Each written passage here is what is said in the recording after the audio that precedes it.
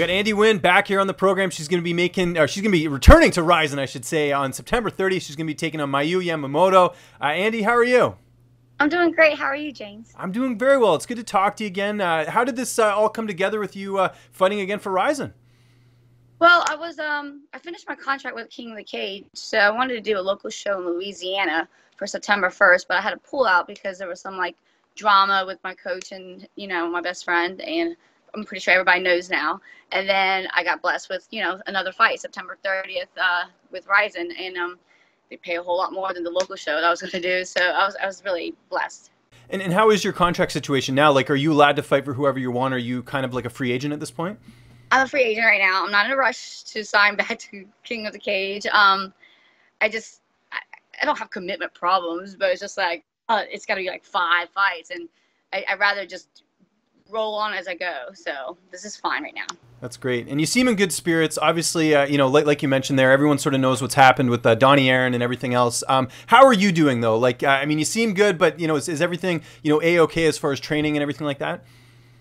Well, they told me they found an opponent for me for their local show in Louisiana when me and Andrew were hiding out, basically. And we didn't post anything on social media, so nobody knew yet.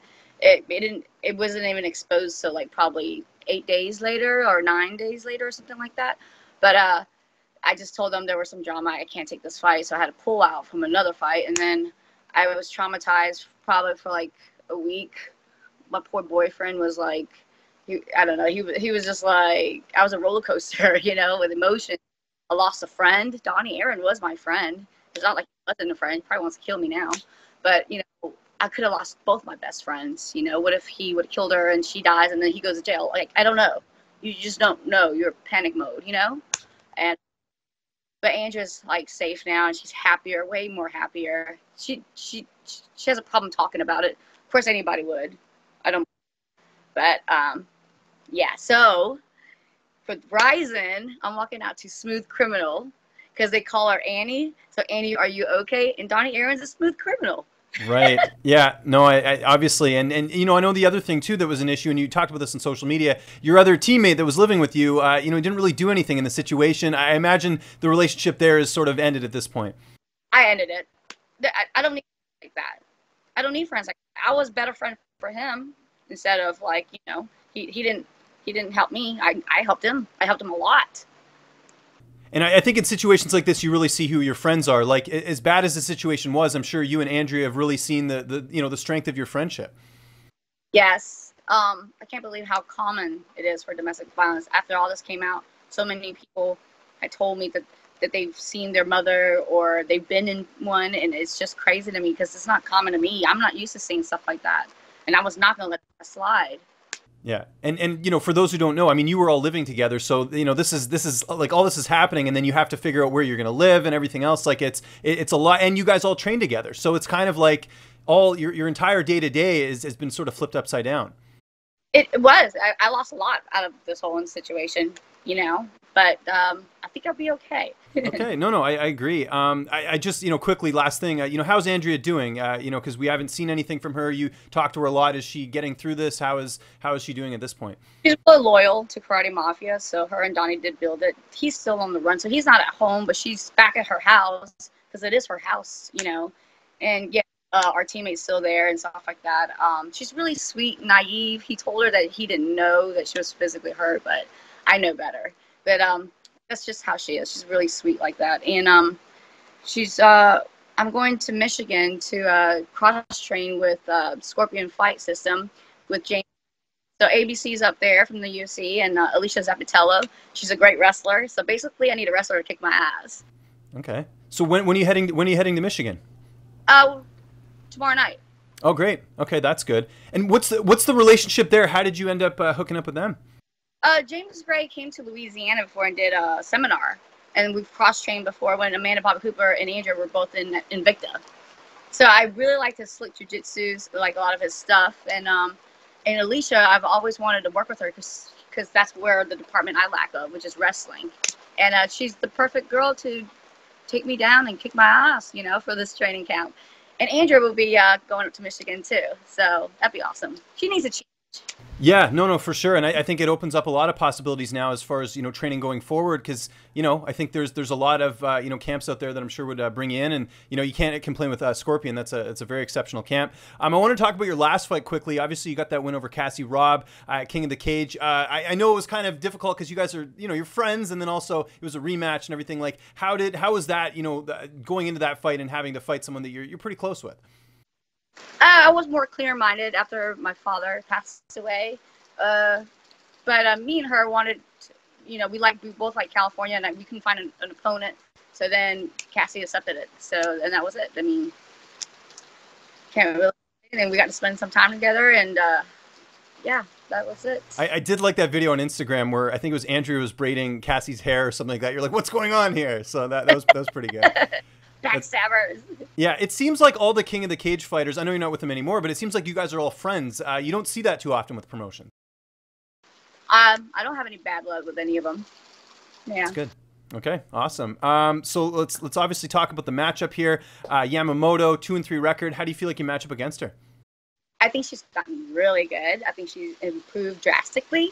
So, and that's why I'm not taking it lightly, even though it's a rematch and I won round one before with submission. I'm not going to underestimate her. So that's why I'm taking it serious and flying up to Michigan to do this fight camp up there and get a real wrestler, just take me down and just beat me up and see what I could do after that.